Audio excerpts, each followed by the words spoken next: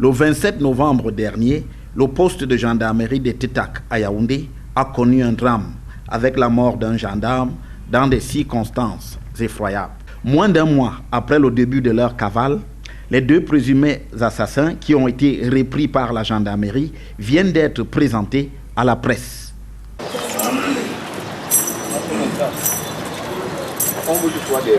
Un de nos collaborateurs, le maréchal des logis Tibab Joël, a été assassiné par deux individus placés en garde à vue. Nous avons procédé aux constatations qui nous ont permis de recueillir certains indices.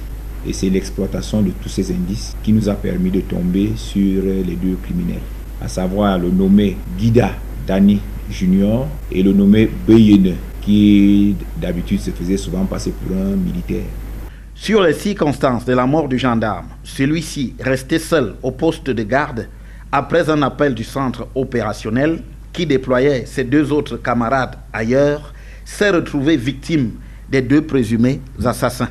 Il voulait se détendre un peu. Au moment où il était couché, le nommé Gilda, très effilé, a pu passer à travers le Judas et faciliter la sortie de son voisin de cellule. C'est comme ça qu'ils se sont saisis de deux batteries, qu'ils ont frappé sur la tête du camarade et ont pu récupérer le trousseau de clés, ont ouvert la porte et ils sont partis. Une version des faits que corroborent les présumés assassins. J'ai entendu qu'il faut qu'on s'enfuit. Je lui ai dit qu'on peut prendre la clé doucement, on ouvre la porte pour partir. Là, qu'il faut qu'on évacue le gendarme pour qu'il prenne sa carte de faux militaire et son téléphone.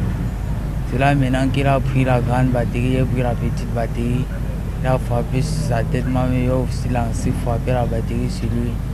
Quand on est sorti, on a donc pris la batterie pour frapper sur le gendarme. Donc on s'est donc évadé. La peur qui pourrait nous arrêter. Moi, je porte ma croix, malgré que moi, j'ai accepté que c'est moi. Depuis leur forfait, les deux acolytes avaient pris leur quartier en Balmayo, où ils travaillaient dans un chantier de construction, sans se priver de voler, par exemple, le téléphone du chef du dit chantier.